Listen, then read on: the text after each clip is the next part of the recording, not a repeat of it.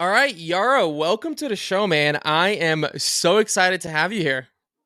Thanks for having me, Mitko. I'm also excited to be here. Yeah, like we were saying before we hit record, I've been following you now for years, and I'm super stoked to have you on here. Obviously, I'm pretty familiar with what you do, and you're kind of like one of the original digital nomads and online business people. And I was kind of like doing a little bit of research before we got started, just so that I'm a little bit more fresh with all the things that you've been up to. But there's 100 different directions that we could go with this interview. We can talk about blogging, we can talk about solar power. I know you have a solar Yeah. farm, you have education, you have so many things that you've done. But one of the things that I find really interesting is that you have really been doing this for a very, very long time and have that viewpoint of like, hey, where a lot of people are going, you're kind of coming back from, like we mentioned, like we kind of started from different sides of the business world Yeah. and I kind of passing ourselves the moment. What in the very beginning, when kind of got started, you, like I said, you're one of the first digital nomads, hmm as far as I know. What was that like in the very beginning? Because I think you were like in 04, 05 is kind of like when you got started online big time. So what made you at that early kind of stage say, you know what I'm going to do? I'm going to run an online business and I'm going to travel full time. Well, yeah. So, I mean, even earlier than that, really, it was 1990s when I was 18, and we know, the dot-com bubble was happening. I wasn't necessarily thinking about digital nomadism at that point, especially because that term didn't exist. Like there was no such Yeah. thing as a digital nomad, right? So I knew of this new ballooning place for business called the World Wide Web.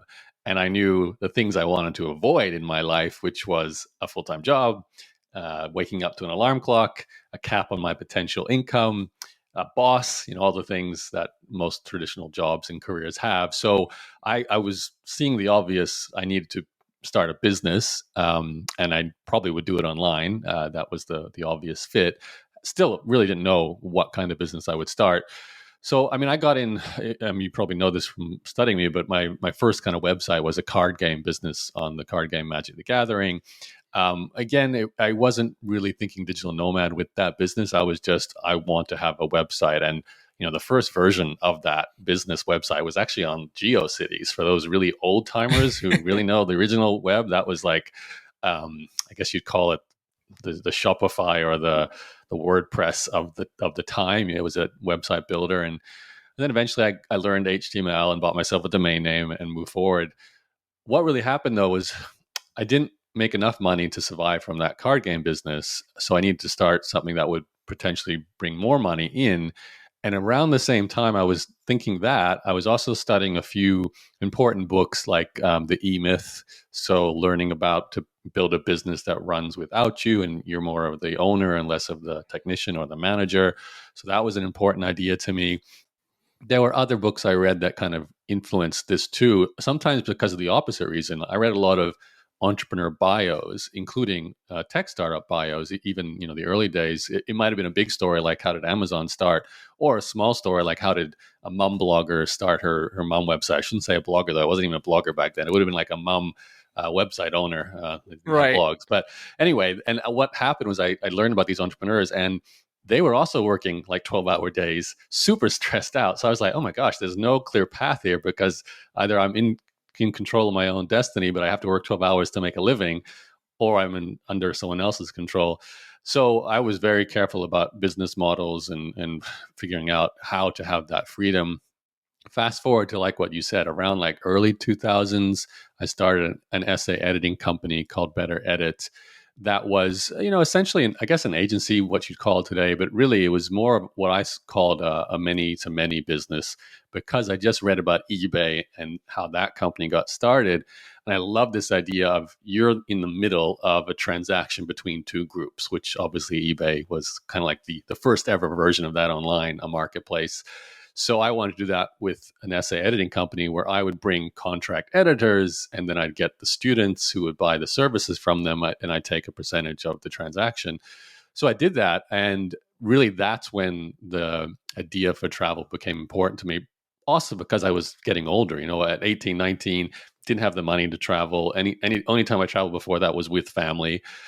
Early 20s, I'm starting to like, okay, I want to go to Canada. But of course, I was in Australia at the time. I want to go to Canada by myself. I want to maybe see some more places along the way. So that's when I'm thinking, can I take the business with me? And in fact, I did. I took it with me and promoted it in university campuses. It was crazy. I went to Hawaii, and you don't normally do this, but I went to Hawaii University to put up posters to promote my essay editing company. Then did the same thing in Canada at 3 campuses, in Toronto where my family lives. So, but one of the key things at that time was learning about the components of the business that I was doing versus the parts that I should hand over to other people.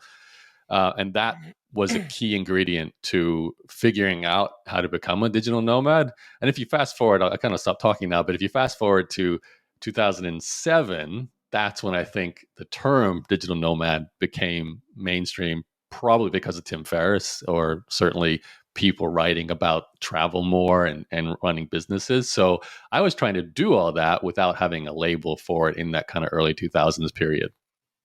Do you think it was just Tim Ferriss coming out with the 4 hour work week that because for me, like, I know people who are doing the digital nomad thing, quote unquote, before then, but it seems like something happened around 2007, 8, 9, where you see a lot more people coming into the lifestyle. Do you think that it was just the fact that Tim Ferriss wrote that book and kind of like showed that it was possible, or do you think there was something technological or societal that allowed for a lot more people to kind of gain that independence? It's tough to say. I mean, Tim and his book had such a wide ranging impact on people. The number of podcasts you listen to, and someone will say, I came across this book and I realized Right. I don't have to have a job and I can travel and, have a business or something like that. Prior to that, though, there was certainly a laptop lifestyle kind of movement. People who were thinking, I want to travel and run a business. Nomadism. There were other people who would talk about it. It's kind of funny because I think there's always an underground movement before something triggers it to go mainstream. So Right. there was definitely forums, there were definitely other bloggers, there were definitely podcasts. There were definitely community sites, probably even membership sites you could join that people would help and train other people. Even if it was simple digital nomadism where you're a freelancer, you're not starting like a business you want to grow independently. You just want to earn enough money yourself working and travel at the same time. So it was talked about. I certainly read a lot more. And I think what happens, this happens in all industries, certain icons, people start to surface who make the choice to start publicly talking about what they're doing. Some do it just because they want to connect. Some do it because they realize they want to start a business. Maybe like me, I was sort of doing both. I started blogging because I wanted to start sharing content for the experience of doing that.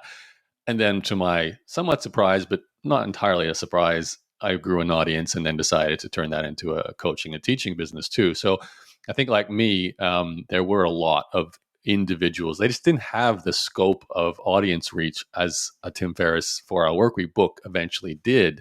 And then, of course, you fast forward today, and like every YouTuber will be talking about, or Instagrammers showing pictures of their travels, their lifestyle. It's like normal. It's probably what triggered the whole concept of FOMO, is just this idea of everyone sharing too much of their digital nomad life, right? So I think it's always there. It just grew, and then everyone had a touch point. For a lot of people, it was Tim Ferriss. For others, it might have been me. There'll be people today who probably didn't think of it, and then they discovered, your podcast and your membership site, and that's their first really deep dive into this idea of being a digital nomad. Yeah, I kind of look at it as like there's 3 phases in my mind of the movement, right? I believe like before '08, it was like phase 1 where you would kind of hear about people doing it, but it was way more difficult to do it. So far less people would kind of take on the challenge and solve all those problems.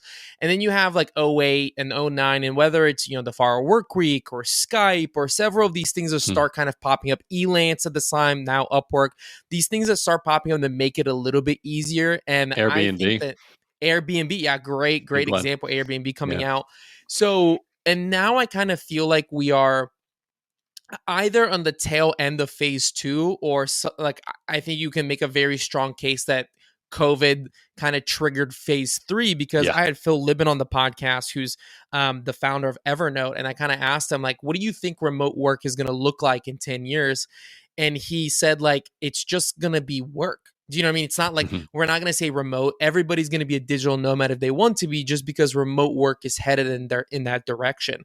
With you having this scope of, years and years of experience into this, are you seeing the same thing, or do you think I'm in some sort of bubble where I'm not seeing the whole picture in that respect? No, I think you're spot on with your phases analogy too. COVID clearly made the idea of an office obsolete, a physical office and being together, or at least obsolete's too strong a word, really. It just de-emphasized it and made, I think, the concept of where you work way more fluid and how you work. Honestly, I'm just grateful not grateful for COVID, but grateful that it actually happened and caused this acceleration of the process. Because I remember when I was, like we were talking about just before, my early days, 21, 22, 23, 24, and that was early 2001, 2, 3, 4, I felt so much like a misfit to Mm, mainstream society. Like I was like, why why am I never speaking to anyone else who wants this thing that I want? Like I have to go online and see like this diaspora of people all over the world who do this, but you never meet each other in person because by the nature of digital nomads, you're traveling and you're a minority. And there wasn't like you couldn't go to Chiang Mai and find all these other digital nomads or Bali or whatever, and it was normal. So um, I felt a little bit, I guess, disconnected because of that. Certainly, the problem of being a pioneer is you often do it very lonely in some ways. And then you're right. I think as a phase two, if you talk about Tim Ferriss and the mainstreaming of it, and you're definitely right about combining that with the advent of more support services, not just the tools, but the training, the idea being talked about, co-working spaces, co-living yep. spaces. Um, and then with COVID, it went from being, oh, you're a digital nomad. That's a choice you can make that's unique and special. Not everyone gets the luxury of doing that, to we all have to do it, at least on some level, because we can't be around each other for a while. And then it's like, oh, there's actually some benefits to this. Let's take the benefits and make it permanent in our society. So I'm glad. I remember complaining so many times about basic things like, why on earth do we all drive to work at the same time of the day and get super stressed out because we're all doing it at the same time of the day? Like, at the very least, why don't we just stagger industries? Teachers go first, then the financial industry goes, so that there's different times of the day people go and drive, even something simple as that. But now, ideally, we won't necessarily have as many people doing a commute, so it should reduce traffic as well. All these benefits you don't think about. Yeah, I mean, it's funny that you talk about feeling like a misfit that early on, because even when I got started in like 2016, everybody thought I was nuts. Like they were like, and you would always get the thing of like, oh, this is a phase, you're going to grow out of it, you're going to eventually go, you know what I mean? There was like this sort of thing happening. And then I don't know when it was, but because I was involved in the startup space before, and I feel like the startup scene was a little bit ahead. But there was this moment where I remember, I was doing digital marketing and I was doing all these things, and I came back here to Cincinnati and talked to some friends that I had previously from the startup world, and they were doing the same things that they weren't doing before, if that makes sense. And I was like, oh, okay, something's happening here. This is moving way more mainstream. And then now I agree, this is it's not that interesting anymore, I feel like, because everybody can nomad. And so I'm very, very excited about that. But what are some of the trends that you're looking at? Like if we stay with this like idea of like a phase three, I've been very interested to get people's opinion who have a wide grasp of, experience of like, where do you see the trajectory going? Maybe we missed the details, but what are sort of the things that you are keeping an eye out and you're expecting in terms of the next 10 years in the online business and the just digital nomad quote unquote Hmm. lifestyle, if we can say so? Yeah, it's a big question. I feel, I mean, there's so many ways I can answer this. Straight away, my head was thinking just the concept of living in different locations. Um, Airbnb obviously is the dominant player, but you're already seeing that become a more fragmented industry as well. And I think there will Hmm. always obviously be a big player, but I subscribe to Outsite and Any Place newsletters because I know sometimes I'm like, I would like to stay in a co-living space, but by the way, those are two co-living organizations where, you can get a house in Hawaii where you live with other people. You get your own room, your own bathroom, maybe a shared kitchen space, but it's small. It's not a backpackers. It's modern. And then the other people there are very likely also kind of remote workers, or like you said, now just workers in Hawaii. So they don't. So that's one thing. So the segmentation and fragmentation and specialization of accommodation, even taking that, it became more niche. I noticed any place was setting up co-living spaces with dedicated media production offices in your bedroom. So not that you can see it here, but I have Right. a large screen. I have my podcasting camera, the microphone. I travel with some of this, not the large screen, but certainly some of the camera gear and the microphone.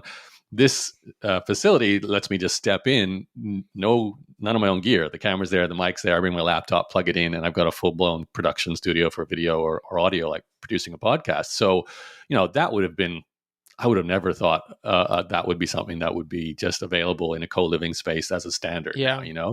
So that's Well, cool. and what the internet tends to do to industries is one mega player and then a long tail of niche providers, right? So Yeah, you might have like an Amazon that tends to serve the masses and sells everything, and then like a huge long tail of, people who specialize in selling coffee mugs for podcasters or something like that. So right. that is a very common thing to happen once the internet gets involved. Yeah. Like, and Shopify, a good example of that, right? All these individual sellers selling the long tail of products. Mhm. So that's one area. I like the fragmentation, segmentation, and then more in the, I guess, the emerging technology space.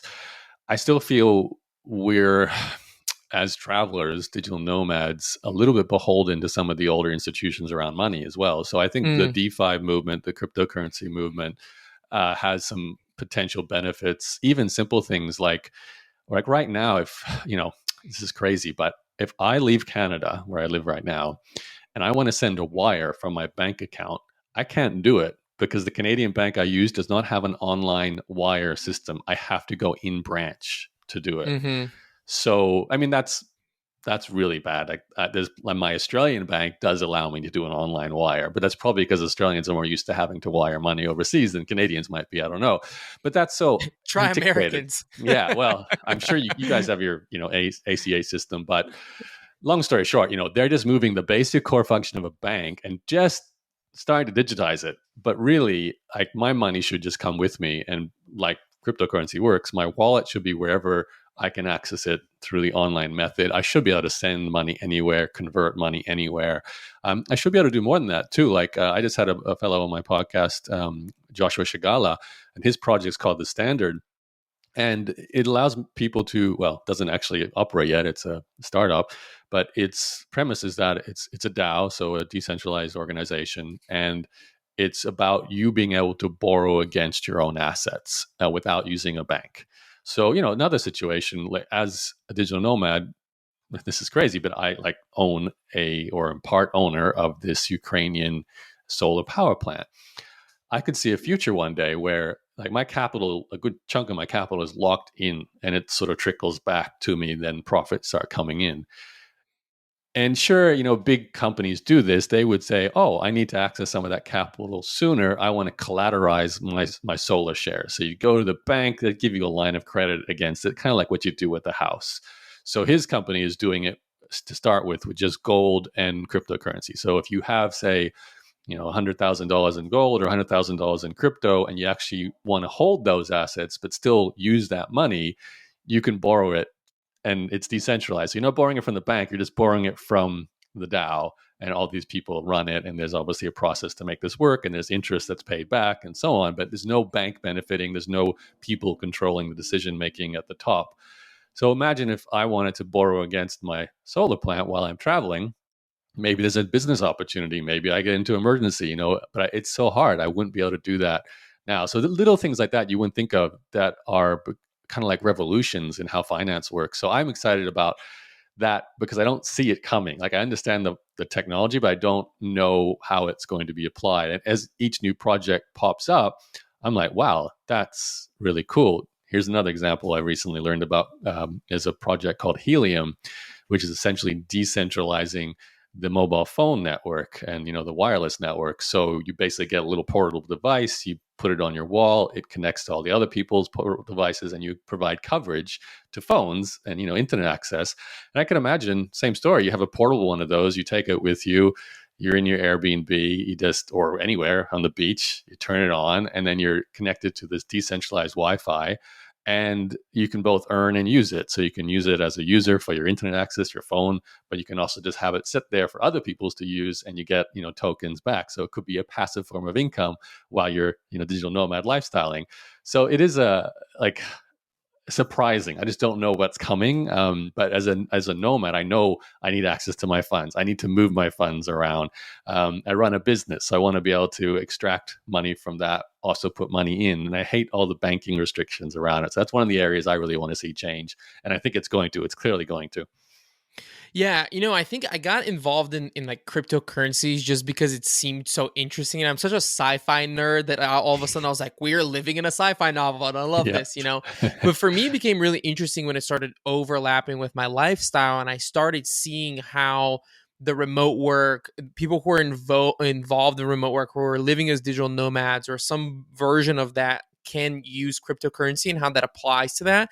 Like, for example, you said antiquated establishments. It's like taxation is so like created around you stay in one place. For Mm-hmm. example, sure, I'm a US citizen, however I don't really use the infrastructure in the US, so why should all of my taxes go there as opposed to if I spend 6 months in Mexico, some of my taxes should go there. And this is where micropayments can get involved. And imagine being able to like pay a little bit for every time you use the road network or use the healthcare system Mm-hmm. or whatever it may be. And I totally agree with you that where this overlap of cryptocurrencies and blockchain and the government functions and taxation is something that maybe not in 5 years, maybe not even in Yeah. 10, based on how governments work, but Yeah. hopefully eventually that will catch up.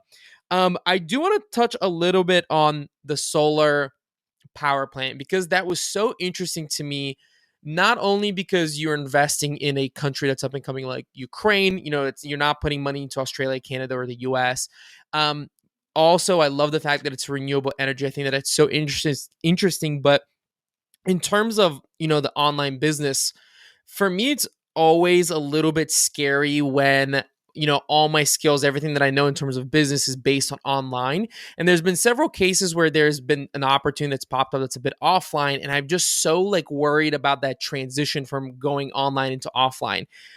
Like, did you have anything like that where you were transitioning from everything being done online to then running something that is not only offline but also takes a lot of capital to get started, like a solar power plant? What was that like? What was that transition? And do you have any tips for anybody who might be thinking about doing the same thing?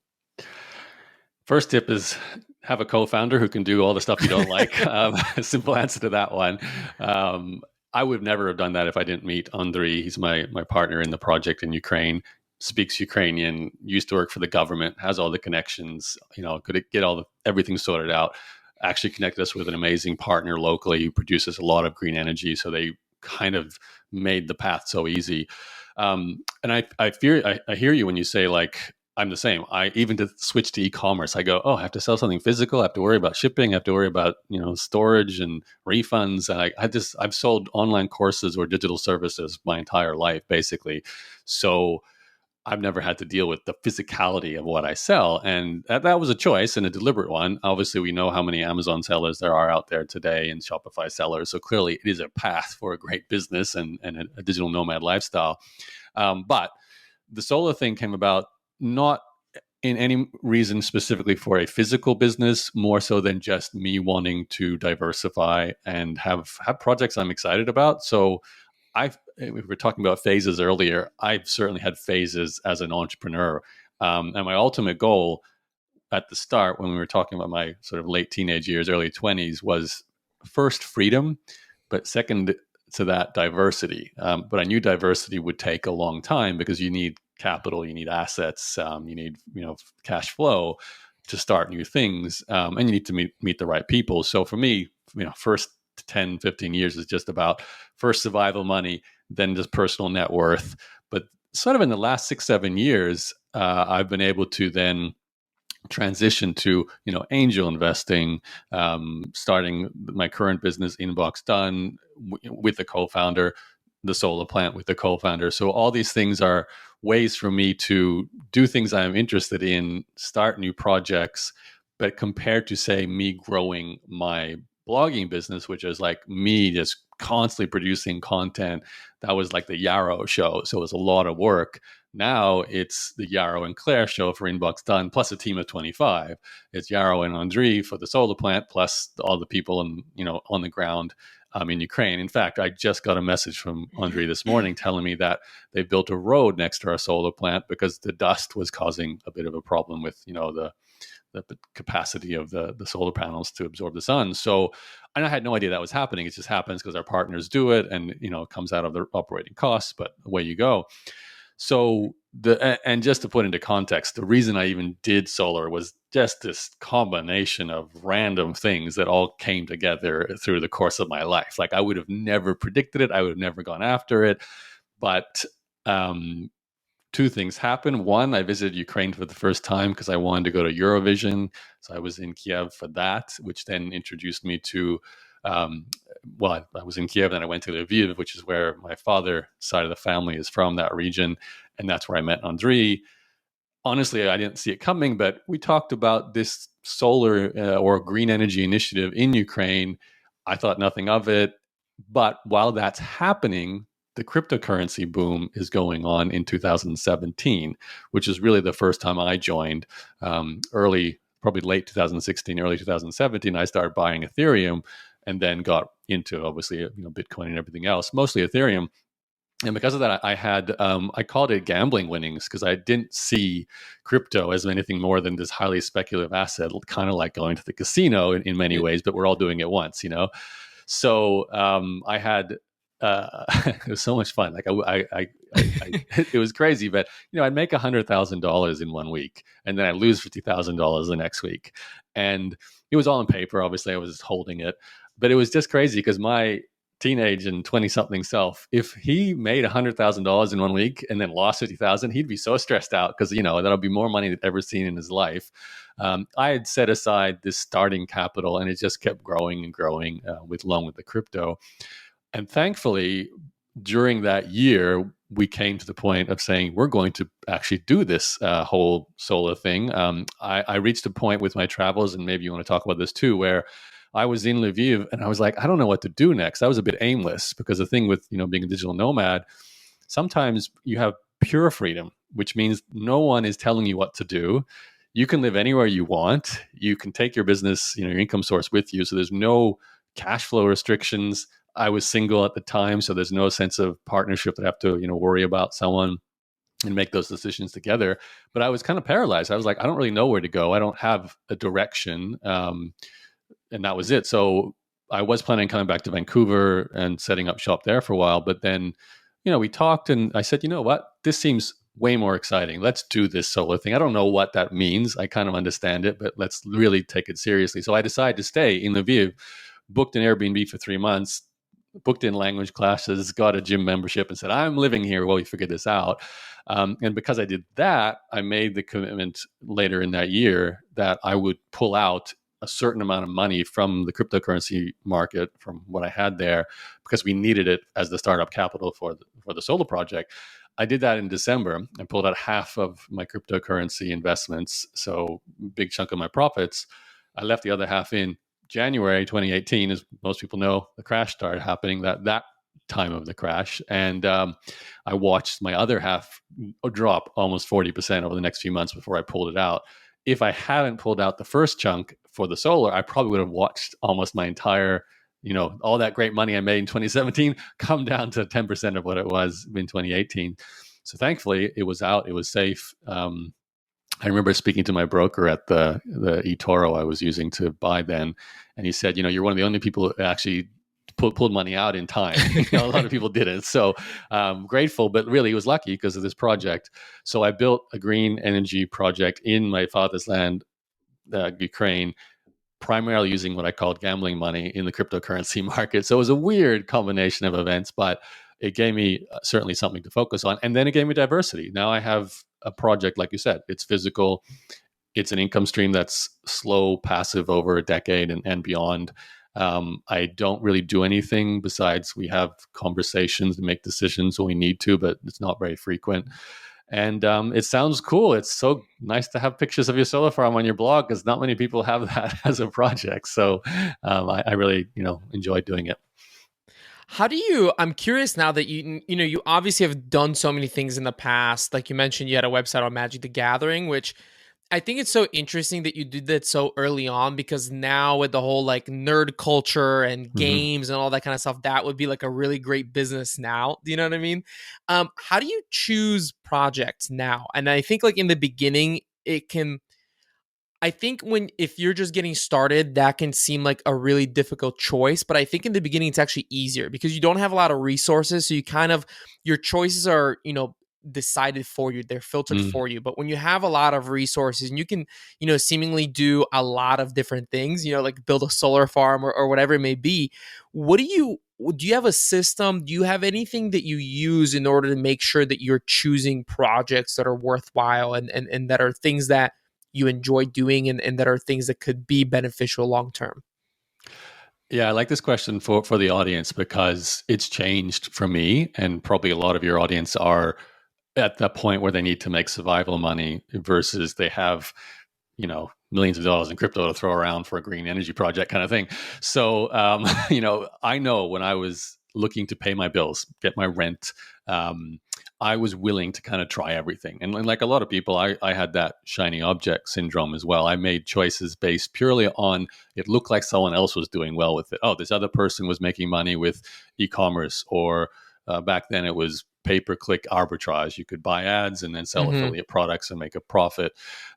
So I was gaining some traction. Obviously, my card game business was the first thing I ever made money with, $500 a month selling cards and from advertising. So I knew a little bit about that.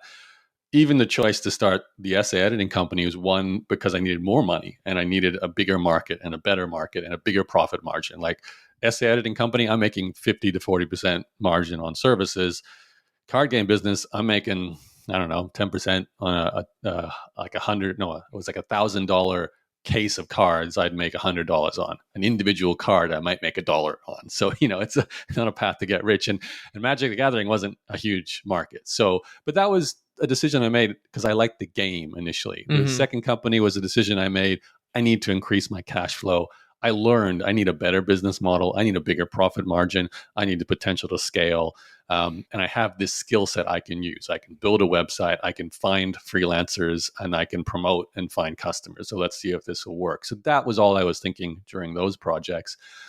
Interesting enough, though, as you move forward to 2005, when I started blogging and podcasting, although the choice initially was just to experiment with a new tool, in this case, blogging with basically a content website where I'm the brand, I'm the content creator. Um, it was initially experiment, but I did understand the business model behind that. I knew people made money with advertising, and I knew people could sell affiliate products. I knew ultimately you could also sell your own digital products if you wanted to. I guess even possibly e-commerce, so that wasn't what I was thinking at the time. But for me, the choice to choose blogging and really, when I say that, I sold everything else. I sold my card game business. I sold the essay editing company. This was 2 years later in 2007. I went all in on blogging and content creation, selling digital products, because it ticked the box on the previous thing I was looking for: income potential, good profit margins, a business model I understood that I could do. I knew I could create content. I didn't necessarily see that before I started blogging, but because I did it as an experiment at first, I was like, you know what, I can write, and people are starting to, follow and subscribe to my content, and I am growing an email newsletter. I do have an audience. The potential here is to make money. So, plus, and this was one thing I never looked for before, I was very driven and passionate about the topic that I was talking about. I was basically kind of preaching, it wasn't called digital nomadism, but I was preaching a new way to live your life. Before, I guess, Tim Ferriss wrote his book, I was teaching the same thing, how to break free from the traditional career path, how to have enough income online, travel, efficiency, delegation, elegant business models, all these things that I cared about. So I started teaching that to people. and then obviously created a course and grew an education business. And that was a really sweet spot because I understood the business model. I was passionate about my role, which was the content creator, the potential for millions of dollars in sales. I could see that, and the profit margins were pretty solid, 70, 80, 90% sometimes. So that was an easy choice to make. And for the first time ever, it was like 100% fulfilling on all levels: the money, the passion I have for my role, and the potential to scale. And of course, it's a travel business. It's a digital nomad business. I could take it with me. And it's not surprising, I still own that business. And that's 15, 16 years later. I have yet to, I'm definitely far less involved with what I used to do with it, but it's the one I stuck to the longest. And just to kind of finish the answer, I guess, if I fast forward to the last 4 or 5 years where my choices have been way more diverse: angel investing, solar power plant, new company with InboxDone. Now, because I have cash in the bank, because I've got equity, I own property, there's a bit of a buffer there. I think more along the lines of, well, what is something that's a low hanging fruit, as in I have access to a person or resource that could help me go after a business opportunity, but also there's more of me looking for, I guess, something always bigger and better than your previous projects, maybe in more new industries. Like I'm more excited about crypto or SaaS or AI or something that's significant, maybe more world changing. Even choosing InboxDone, my current company, was like, this is a need that ties so well into everything I used to stand for. It's freeing people up from email and getting their time back so they can travel and do all these things. That kind of tied into the same ethos, but it was no longer about the Yaro brand. This is about building a company that other people will essentially deliver the value, and I'll just be an owner. So again, it was like, let's see if this works. But I made that choice because I had access to an audience. I had access to the right business partner. Those things had to be in place, which compared to, say, SaaS, I've always struggled with because I don't have an engineer partner that's just ready to go. And I don't feel comfortable throwing hundreds of thousands of dollars or raising capital to solve the engineering problem. So, the day I find the right co-founder engineer is the day I will jump into SaaS. So that's for sure. So tell me a little bit about InboxDone, because I think it's such a great idea. If anybody goes and checks out the website, it's executive assistants that help you essentially not spend so much time in email. And I want to get your opinion a little bit about just the entire industry of email, because it's still the thing that we always tell people who are just getting started online is like, get an email list as quickly as possible. Get an email list, get on email, because it's still the lifeblood of so many online businesses. And it's strange to say that because email is also like the beginning of the internet, yet it's still so dominant. And you would think that by now there would be something else that, with how much spam email there is and how over bloated email is, that people would have shifted away from that, but it's still kind of staying on there. So tell us a little bit more about InboxDone and what it is exactly that you do. And then also, you having your pulse on the email industry. I know that as a podcaster, I shouldn't be asking 2 questions, but I'm doing that right now. What do you think about, I do it all just the time. Yep. Yeah, it's I want to ask so many things. I'm so curious. What do you think about email as a tool, as an industry? Is it something that we're going to still see over the next 10 years as such a lifeblood of a business, or do you see other things coming that might take its dominant place? Yeah, it's funny to think about a question like, why do we still use email? And it kind of ties into another question I used to get asked a lot, which is, do you think blogging will ever die? And obviously, I started with blogging in '05, and I certainly was using email marketing almost from day one there as well. So, and the answer to those questions I've thought about a lot, and I don't think they're going to go away unless the fundamental technology changes. So, we still use the written word and the spoken word as our primary communication method. And yes, it's fragmented now. We speak on a YouTube video, we speak on a podcast, we write a message on a WhatsApp conversation or a messenger conversation or a WeChat if you're in Asia, or Kijiji, whatever it is. And not Kijiji, sorry, I'm thinking of a Kakao Talk in Korea. Anyway, all these platforms for chatting or talking, communicating some way, and it hasn't really changed because in our case we're using English, and that the platforms are they're all the same in many ways, right? So I think maybe fundamentally it might change one day if the interface to this digitized world changes, like with Elon Musk working on the Neuralink. If we think about things rather than speak them or type onto a keyboard, that would be a fundamental change into the interaction. So we probably will completely change how we what the communication tool looks like. I have no idea what that looks like because I don't know what it is like to control things with my mind. And do I see it in my brain or do I see it on the screen? So who knows where that would go. So the short answer is we're still doing email. Blogging hasn't died. Everything is getting bigger and more fragmented, but those things are still key tools. So the only main thing I've thought about that might change is AI removing the human equation. So will the AI bot write your articles for you? Mm. Will the AI answer your emails for you? And even more so, will AI be the entertainment source? Like we already see this. For example, there's an Instagram account with 3 million followers. That's a completely digitized human. So it's not a real human. It's an agency. I think it's up in Vancouver, actually, or they bought, anyway. It's a company that runs a YouTube, an influencer account on Instagram that is a digital human being. So you can see, and we're getting closer to mimicking human beings for roles in acting. So the scary part is we may be removed from the equation altogether potentially, but right now we still spend huge amounts of time in our inbox responding to emails. And it's still the main place I will check every day, even if I'm not the one processing my email. I will still go in there because as a digital nomad entrepreneur, my sales notifications go in there, potential new customers go in there. Even simple things like updates to could be the stock market I'm following or the cryptocurrency news, just general news in the finance world. So research goes in there. Obviously, partners, investors, everything goes through that interface. And that hasn't changed. And I don't know how or when it will change. So Yeah, consequently, go ahead. I think along that point, it's the basis communication online, right? Like when you think about where is the bank going to contact you, like the bank isn't sending you like a direct message in Instagram, it's going to email you. And so because of that, similarly to speaking about cryptocurrencies again, they became a lot more serious to a lot of people when big institutional money came in, because all of a sudden it was like, okay, there's, the institutions are getting into this. And so because of that, I agree with you.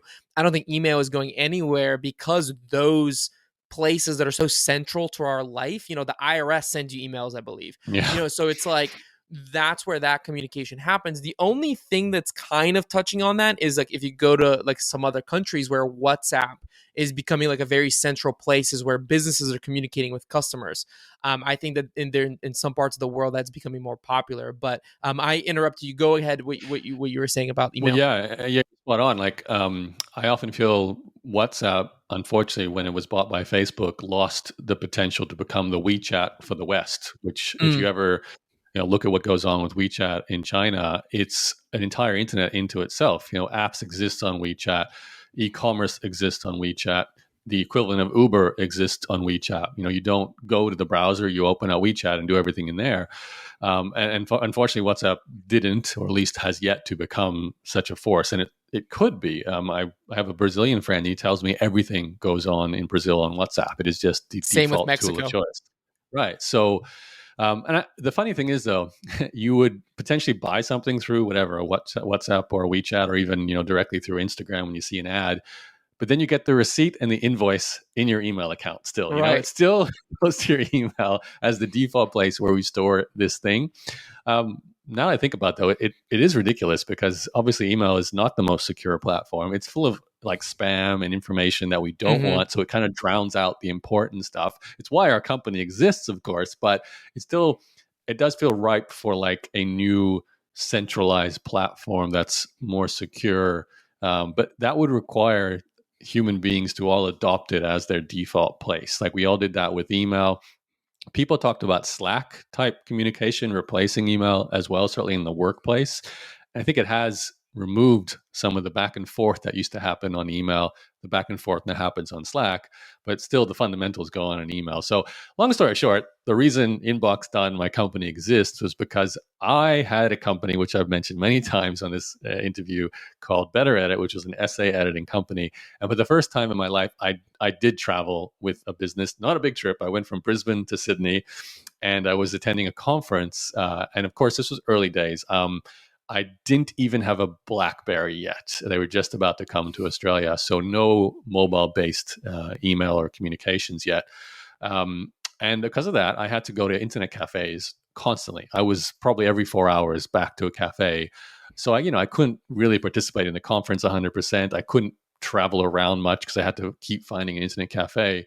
Because that business, I was the choke point. I was the person who would make sure the money came in from a customer, who would make sure the editing job would get to the contract editor, and they would agree they could do it in the time frame needed. So I had to constantly be there back and forth.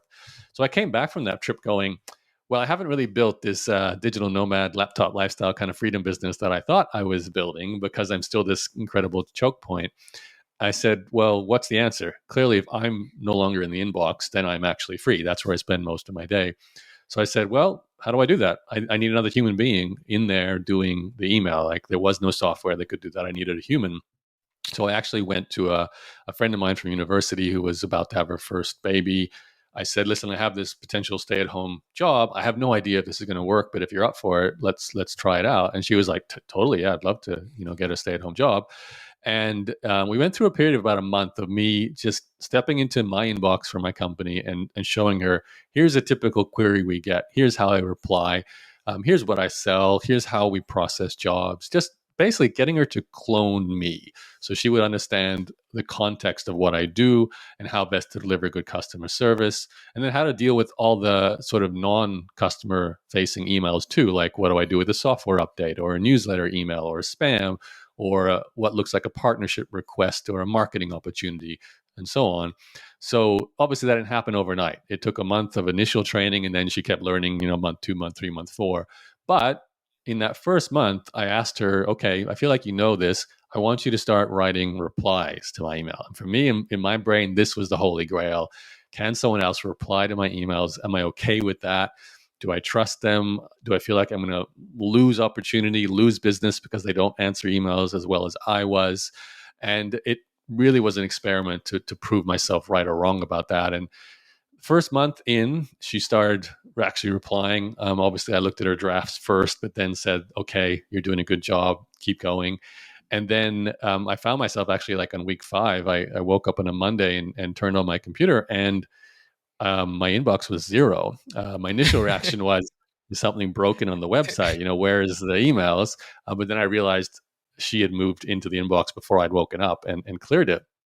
Inbox 0 when you wake up. How amazing is that, right? So, and that was an amazing moment, because I'm like, wow, what do I do with my day? Because literally, I always had something to do. There was always a task, or my to-do list was in my inbox, basically. So, and honestly, that's what led to blogging in my entire career from that point forward, because I had the freedom to explore these other things. And just to connect the dots, if you fast forward to, I don't know, 10 years, maybe more than that, probably 12, 13 years later, I had someone or 2 or 3 people do my email every single business I had from that point forward. I never went back. Once you go business class, you never go fly coach again, right? So once you have someone do your email, to go back into your inbox and do everything again is pretty, it's annoying. So I thought it was normal, but I was at this networking event in Vancouver with these other entrepreneurs around a dinner table, and we're all just talking about the problems we face, as you do in a kind of a mastermind. And the woman to my left was saying, well, I wake up and I spend 2 hours in my email. Throughout the day, I keep getting pulled back to it with the notifications, have to deal with problems, putting out fires, go home at night, put the kids to sleep after dinner, and then open up my computer and do another 2 hours just to try and stay on top of things, knowing, of course, that throughout that entire time, more emails are coming in. So it's like you're swimming upstream. You never really can get ahead. I turn to her and say, well, I actually only reply to messages maybe once a month. I have a little folder, and maybe once a month I go and do it. And she's like, how is that possible? Because my entire life and business would collapse if I wasn't doing that. I said, well, there's people doing the day-to-day, replying, organizing, managing everything for me. that was an aha moment, not just for her, but for me, going, this might be something I should roll out as a company. And like to kind of answer the way you asked me a question earlier about choosing a business opportunity. This was me seeing the opportunity and I knew it was there. This was me experiencing the benefit. I was a customer of it, obviously, from the very beginning. So I knew the pain points. I knew what it's like on the other side once you've actually gone through the process of handing it over to someone. And I had a resource, my existing team. One of them, her name was Claire. She was doing my email, one of three people doing my email at the time. She showed leadership, motivation, and quality. Like I was like, you're the kind of person I could see partnering with on a project. This is perfect because you already know how to manage an inbox. So I went to her and said, do you want to do an experiment? This might be a new business. I don't know. We'll just treat it like an experiment. Let's see if we can get one or two or three clients that you will service just as a freelancer to start with.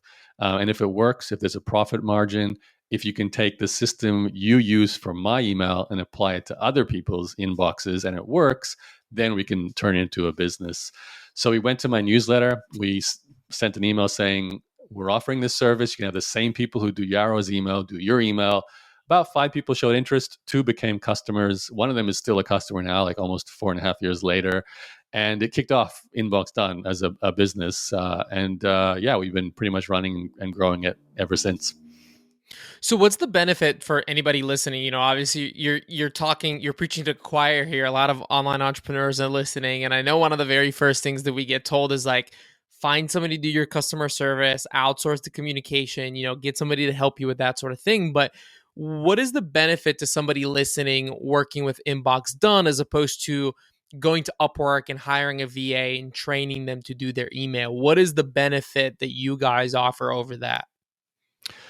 Well, probably like a lot of your listeners, I've gone to certain outsourcing sites like an Upwork or a Fiverr, and it's hit and miss. The obvious answer to the question, first of all, is email, and that form of communication is very personal, very private, has to be carefully handed over. You don't just put someone in the inbox and say, you start replying to messages. So Mm-hmm. we built a company that specially hires and trains people to be specialists at inbox management. So that's the first thing. We only take about 1% of the 500 or so applicants we get per month. And for them to become an InboxDone manager, they have to go through like a 10-step hiring and then vetting and then training, interview, checking references. And then, of course, we actually have an internal course that Claire, my co-founder, made. So you don't get the specialized training and skill set. And of course, we have a handover process that is unique to our company because it started with my own system for managing email. So we took that into InboxDone. We applied it to other people. We added to it. We modified it, improved it. And now it's working to manage email for like restaurant owners, venture capitalists, doctors, dentists, lawyers, accountants.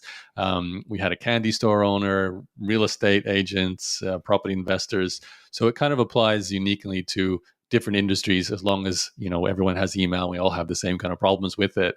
And to be fair, it is an executive assistant service too. I went through the experience of trying to hire for basic things. Like I remember this kind of was one of the trigger points for me, even starting this business. I was trying to hire a basic VA from the Philippines to do some basic things. And I went through about 12 people over a year and a half period. And, I don't want to put Philippines as like this horrible place you should never hire from because there's so many amazing, talented people at very reasonable prices. And a lot of my friends and colleagues have done great building teams of Filipinos. But for whatever reason, I just had this bad patch where, and to be fair, I was testing different ways. I was going to agencies. I was going directly to the platforms like Upwork. I was getting referrals directly from my friend. And every single time within a month or two, the person I hired either disappeared completely, was checking in once a week when they said they would do it once a day. Just all these terrible experiences happen with outsourcing. So I knew, we can't go look for cheap labor. This is a more costly, expensive service than a $10 an hour VA. Now they have their place. There's certain activities that I think are perfect to delegate to a low cost overseas contractor, and we know how much is being sent to India. Ukraine, where my family is from, is amazing for programmers. So a lot of companies go to agencies and developers and engineers from there. So it's certainly great for certain things, but we had to build a custom system with a custom team specifically for dealing, with this. And besides that, the one other thing that we do differently is we provide two assistants to every client. So if you were a client for us, Mitko, we'd assign you two people. They would both learn everything they can about you and your business. They would both learn how to manage your inbox and your email, and also anything else like your social media inboxes. They manage your calendar, which is a big one for a lot of clients. Certainly basic research, data entry, using your software tools that you need to run your business. They could take you out of the loop, really simplify all the processes, build systems and documentation. And because there's two of them doing that, there's this lovely redundancy. And this kind of ties back into my experience with constant turnover. I hated the fact that I'd hire someone, spend a month training them, and then they would disappear. So that's a common experience for a lot of people who outsource and delegate overseas. By training two, one gets unwell or needs to take a break or even wants to leave for another career, the other one still has all that knowledge. So they can train the replacement for the other one. And again, you've got two. So there's never this sense of we got to come back to you and say, listen, we need to stop service for a month or two or three while we find a replacement, and they have to go and learn everything all over again. So that's been a kind of a huge something we didn't start with, but it was an important evolution to our service. And again, that's why we're not like a $10 an hour service. It's a little bit more boutique, more specialized. Yeah, I love that. That was a big lesson for me in the agency world as well, is to never have like one point of failure, right? Like Mm, if you have one person doing SEO and that person leaves and you still need to deliver an SEO service to your clients, like you're in trouble. So we had a rule of like always having at least two or three people that could fit that role, because then somebody leaves, you have somebody remaining there that can help and train. So just a little tip for anybody in the services world yeah. that's just getting started. But Yaro, thank you so much for coming on the podcast. This has been super fun. I was really looking forward to talking with you and hearing all about your experience. Let people know that are listening, where can they find out more about InboxDone? I'm assuming it's inboxdone.com, but let me know if I'm wrong about that. And then, like you've mentioned, you've had a lot of courses, you've written a lot about the whole online business world concept and how to do it right. Where can people go and learn more from you if that's still something that you're offering? Yeah. So really it's two places. You're right. Inboxdone.com. So INBOXDONE.com. Book a discovery call there. You'd actually get to speak to me. You can tell me all about what you're dealing with email and other things you want to delegate to assistants. And yeah, would love to help you. For me personally, my coaching business, I have a podcast called Vested Capital. Everything is at my blog. So yaro.blog, YARO.blog. You can see photos of the solar farm. You can see what companies I've done angel investing in. All my training, a lot of it's like 95% of it's free. So you can take all the blog posts. There's many free reports. There's a lot of video content. I mean, it's 15 years of training. So there's a lot there. You could spend probably the rest of your life studying it all. But if you're in the world of wanting to sell education products, and there's certainly a lot that could help you with that. And yeah, would love to have you as a subscriber, both to the blog and the podcast. That'd be amazing. So yaro.blog. Well, Yaro, thank you so much. This has been a ton of fun, and I appreciate you coming on. And hopefully, sometime we can have you back on a second time. Yeah, maybe even meet you in Bulgaria one time, Mitko. I'm looking at photos of the beaches now, so it's very compelling. So, Perfect. First beer's on me, Yaro. okay. Thanks, Mitko.